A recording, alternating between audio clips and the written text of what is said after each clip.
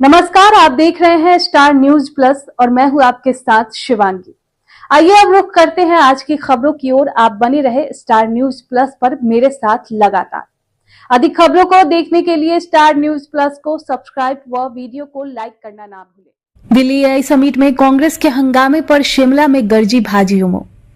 मुख्य संवाददाता राजधानी दिल्ली में आयोजित आर्टिफिशियल इंटेलिजेंस यानी एआई समिट के दौरान कांग्रेस कार्यकर्ताओं द्वारा किए गए कथित हंगामे और व्यवधान के विरोध में आज शिमला में भारतीय जनता युवा मोर्चा ने जोरदार प्रदर्शन किया।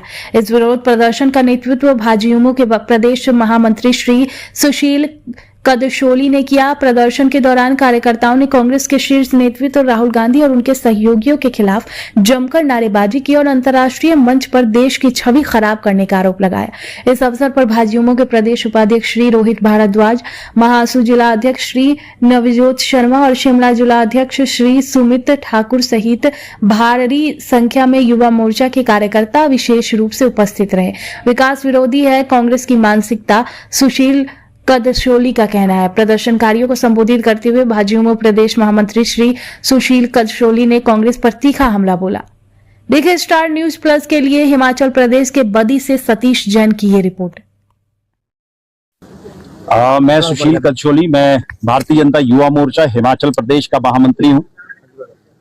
सुशील जी, एआई समिट को लेकर जिस तरह से पूरे देश भर में आज प्रदर्शन किए जा रहे हैं और आज भाजयुमो ने यहाँ पर भी हल्ला बोला है और बात की जाए जिस तरह से यहाँ पर यूथ कांग्रेस ने भी यहाँ पर एआई समिट को लेकर प्रदर्शन किया, क्या कहना चाहते? देखिए, पिछले कल दिल्ली के भारत मंडपम में एआई समिट के दौरान जो युवा कांग्रेस के कार्यकर्ताओं ने घिनौना कृत्य किया है वो बहुत दुर्भाग्यपूर्ण है। ये एआई समिट क्या था? ये एआई समिट वैश्विक स्तर का एक इवेंट था जिसमें 100 से ज्यादा देशों ने प्रतिभागिता अपनी दर्ज की थी। ये ऐसा इवेंट था जहां पर 2.5 लाख से ज्यादा रजिस्ट्रेशन हुई थी।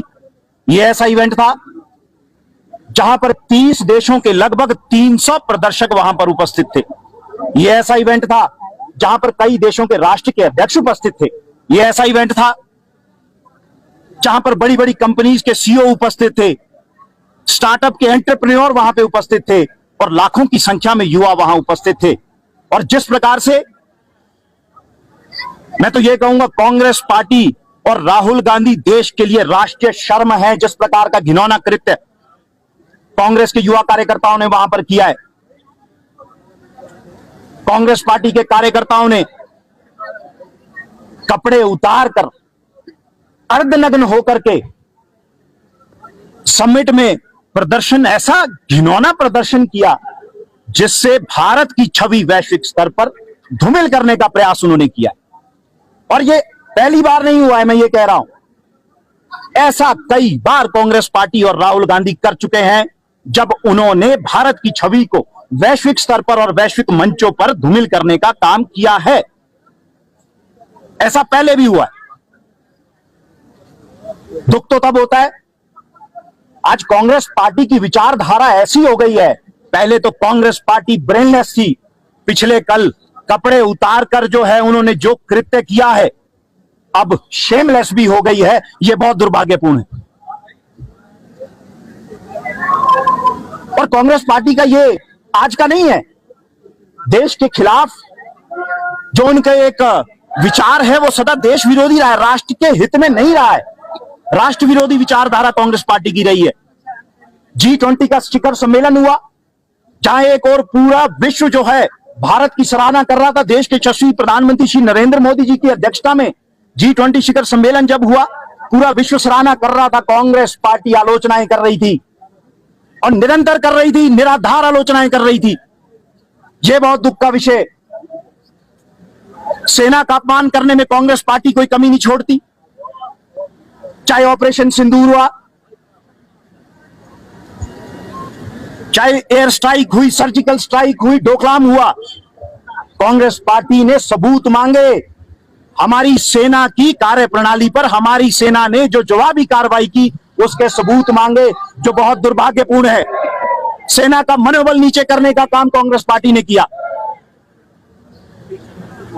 जहां एक और देश के यशस्वी प्रधानमंत्री श्री नरेंद्र मोदी जी अंतर्राष्ट्रीय स्तर पर समझौते कर रहे हैं और कांग्रेस पार्टी आलोचनाएं कर रही, निराधार आलोचनाएं कर रही है। ये बहुत दुर्भाग्यपूर्ण है, देश के हित में नहीं है।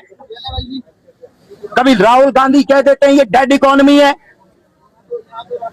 आज भारत देश की चौथी अर्थव्यवस्था बन गया है और ये कह रहे हैं डेड इकोनॉमी है। क्या ये देश की छवि को धूमिल करने का काम नहीं कर रहे?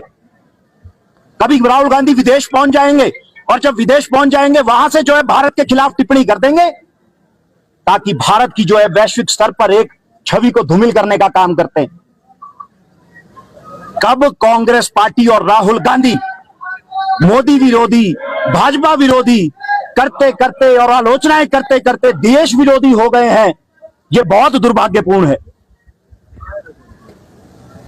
कांग्रेस पार्टी को यह चाहिए कि या तो हमको श्रेय मिले, अगर हमको श्रेय नहीं मिलता तो देश को भी श्रेय नहीं मिलना चाहिए।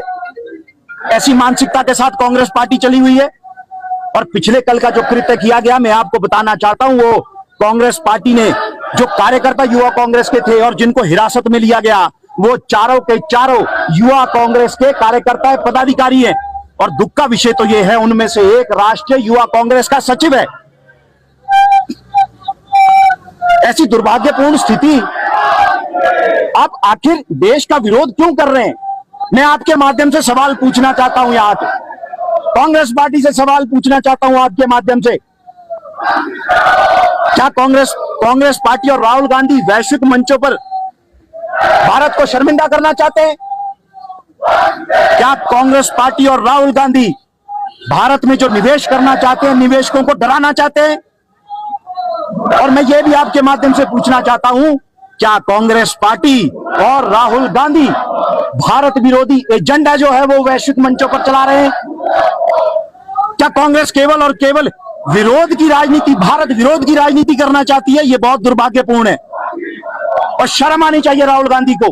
आज भारतीय जनता युवा मोर्चा हिमाचल प्रदेश, भारतीय जनता पार्टी के मार्गदर्शन में पिछले कल कांग्रेस पार्टी के कार्यकर्ताओं, युवा कार्यकर्ताओं द्वारा किए गए कृत्य का खंडन करती है। और आपके माध्यम से आह्वान करता हूं, राहुल गांधी को देश से माफी मांगनी चाहिए। देश को सुदृढ़ बनाने की कहां तो उनको कोशिश करनी चाहिए, उल्टा वो देश की छवि को बिगाड़ने का काम कर रहे हैं, लगातार कर रहे हैं और वैश्विक मंचों पर कर रहे हैं। उनको पूरे भारत देश से माफी मांगनी चाहिए।